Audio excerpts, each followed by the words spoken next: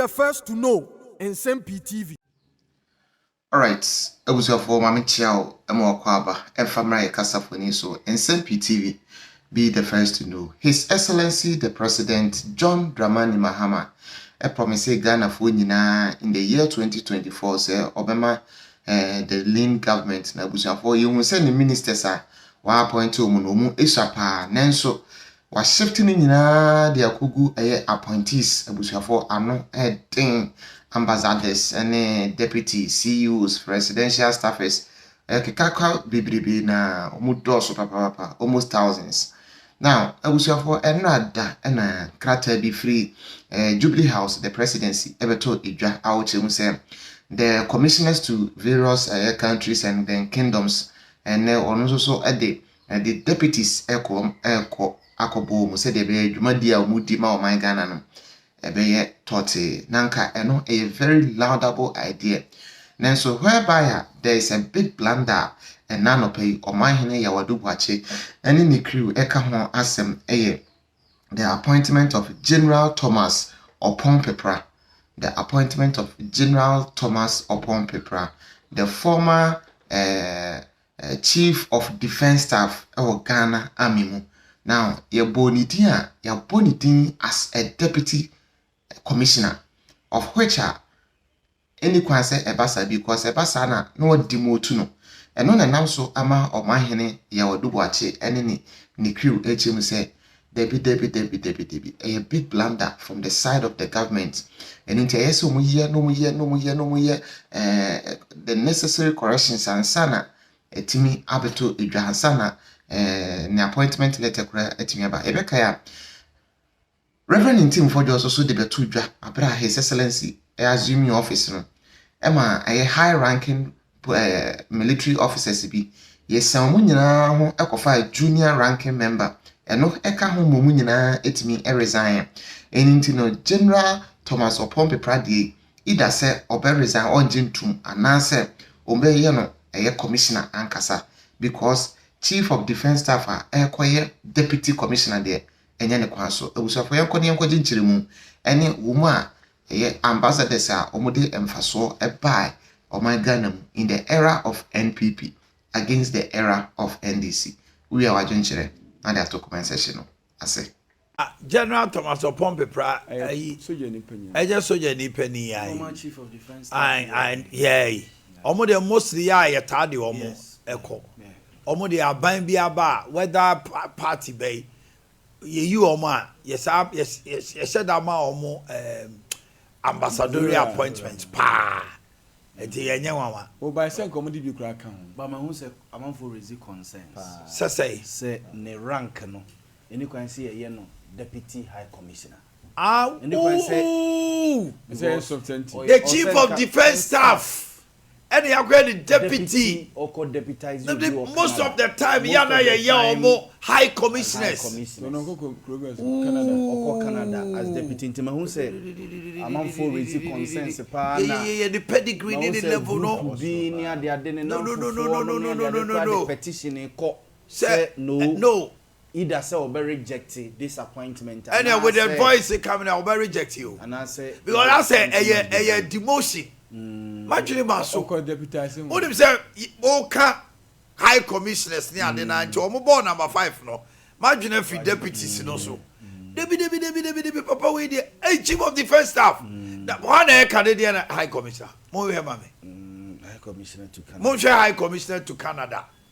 Na yem share. US never to Smith no. Mr. Momoma.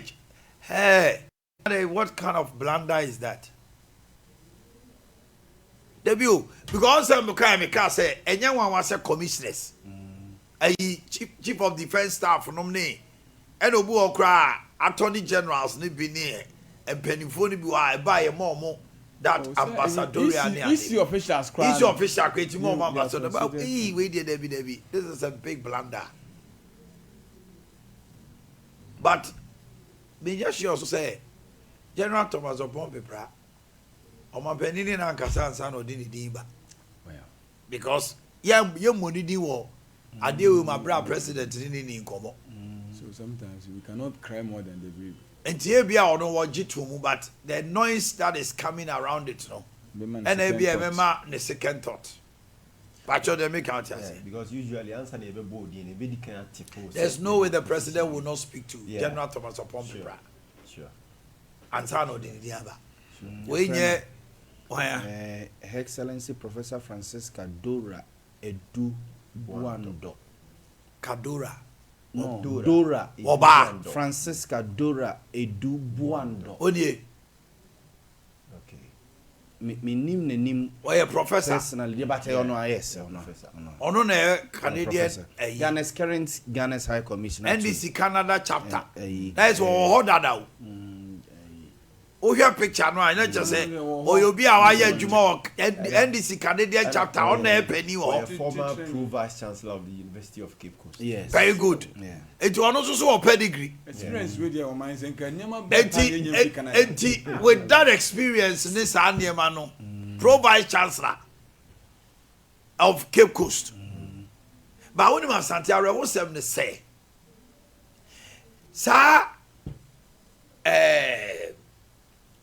High Commissioner Ambassador, most often than not, acquire party near money at the Maomoko. Not necessarily based on certain credentials and certain qualities. But a bisu acquire mana ye. Yow, as I see what thing called South Africa. Or the knees and knee companies be by Momo assemble. Yeah. I know more Juma. Michael Kwe India cars yard okay cars baby Mahindra no ade yebe assemble Ghana tractors are na ba be adwuma okay me kai deputy foreign affairs minister already they know I'm no deputize Debbie India not deputize Makokwe. He was very instrumental in so many things. And on account one Zoom line on mobile and no more assembles our plants. No. So it's about the individual and the leadership. Because they are career diplomats who are already established there. Korea near near the new China. They are career. I have a friend, a schoolmate, Krobia. He's a career diplomat. Between friend also OAU or AU, yeah, they are. Obo friend also Canada. There are career diplomats, but the political appointees, you know. Obo a quadrufo Asante. Omanhene say o quadrufo. Onim adwumadie no ho ma. Debio, che Asante. When you are given a challenge, you take up the challenge. You will be on ma. Here, Kojo Bonsu, you need to China, me boy. I'm expecting Kojo Bonsu with his business mind to say, I was send the pebby free China, ba. It is a Kojo Bonsu called China. A whole Adidas, many years. DSTV, many years now. Oh, you're more rep for Ashanti region. I was Ghana. What be a mayor? It's about administrative needs and the man who was killed, no. You ras up on a TC a castle and China. And also hidden fear. A beer when you do any idea or China and M1. Kojobunsu, Enna, or Danid, Emma Kojobunsu, Kojobunsu, or China. Monsieur Ire Isibuati, Professor Isibuati, Yaomeboa. Or call South Africa. What did the pebby buy? You won't be able to call a friend say UK. Ah, a young man penny for. That time now is concerned the UK. Yes, High Commissioner. Yeah. He was able to negotiate Mama Peniku for maternal mortality because he was instrumental. The later is concerned. Hey, His Excellency. His Excellency as concerned Subi and former tour. Yes. Papa Chamio na yana ni parabo abechu ani mu. Ono na timi bowura o UK. A monumental so Gordon Brown era me ba. Gordon Brown. Otimi ko bowura mu ma o mutimi nya. Facility kese. India bu a facility bi e ba ye. Enya papa ya. Didi grad say. Oh him. Aparachiki. Professor Michael Kwe and Amprechum and a ma yebesi Jubilee House. India. Almost say. So on a day Indian High Committee no Indian Prime Minister ne Ghana. Yes. It's Indian Prime Minister ne Ghana on the arrangement because no Ghana's High Commissioner to India. Papa ne be hu ko for castle on say as president. That time I wanted $23 million. And no discover see fancy Jubilee House. It was a grant. Michael Quay's initiative. Let I could do 70 million. Who Nsem-Pii? It doesn't matter. Send out this is interest rates early pad. Yes. At the end of the day, the instrumentation of Michael Quay as a high commissioner brought all this. In Jubilee House and the seat of governance. Who call Nigeria? You were Aso Rock. Your White House, your honey be any woo. And the high commissioners no. Omanhene decide to make the initial sir. I was saying it's about who so. Acumen. They are lazy. No one could throw agent salary in the Marco school at the dear May. I saw that bank. Ghana and so for Subia. Who was your man and name but of a Sobia Mac? What do you see? Libya. Among for a far a puisui. Me say as I'm telling you, because Spain, you call high commissioner no whole Spain. Yow, or you lovely say. Now Spain ni Ghana buying kita hudie.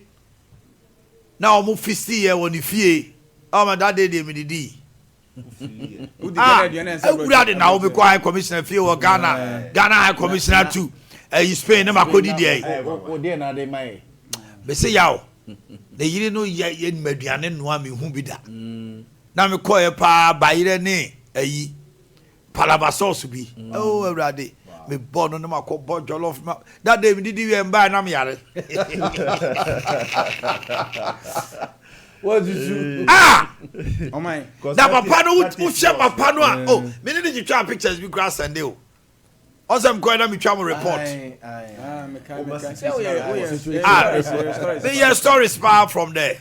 Now, Papa no Spain ho. Pa.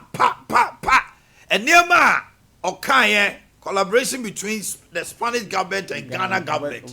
They huge. Monsieur Bimasa and yet said the pano ni majuma. Here, Mr. Dr. Nani. On your civil engineer, you didn't to Ministry of Roads. Ghana for now about Dr. Nani. Napo no educationist, but I say a monumental policy of free SHS. It had its teething problem, but hey, what did I mention? You will be on a Jumrebi, not military for. And I near your Greek ministers. Okay, the late Kwasiga. Kwasiga ever since a Greek cry. 4th Battalion Engineering and Regiment. All I know the omuye and now we go. A Greek minister ba. Soldier for no omuye discipline bet my equi aboye no. Omugu barracks. Say about myself. I don't know ya abo amaso omu odon ko dey. High Commission of Burkina Faso no be bre. Nyakwete.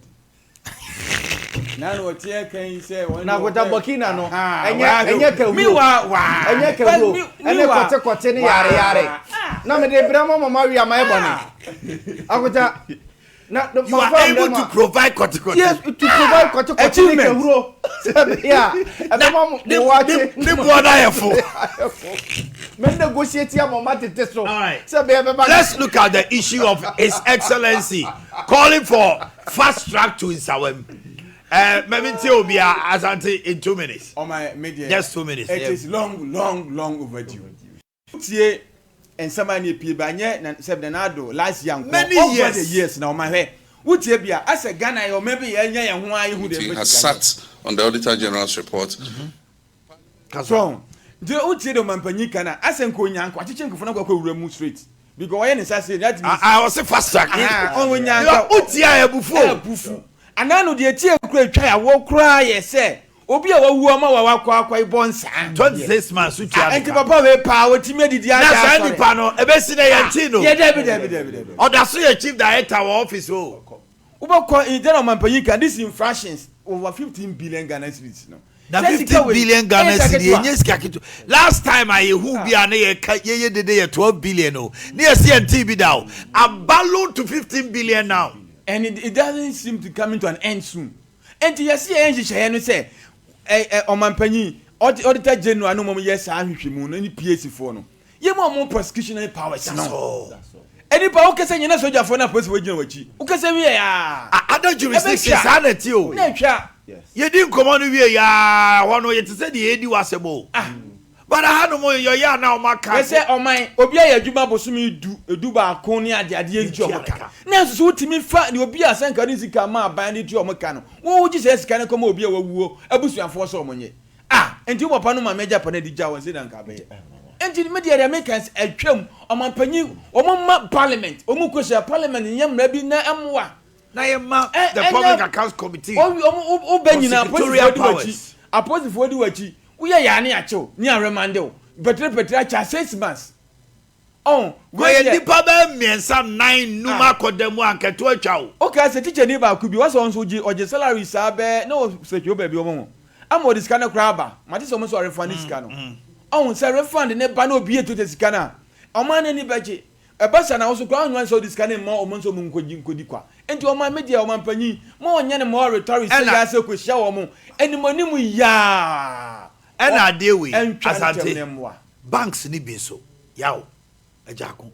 Some of the banks too, the general managers and others, connive with certain people within the civil office.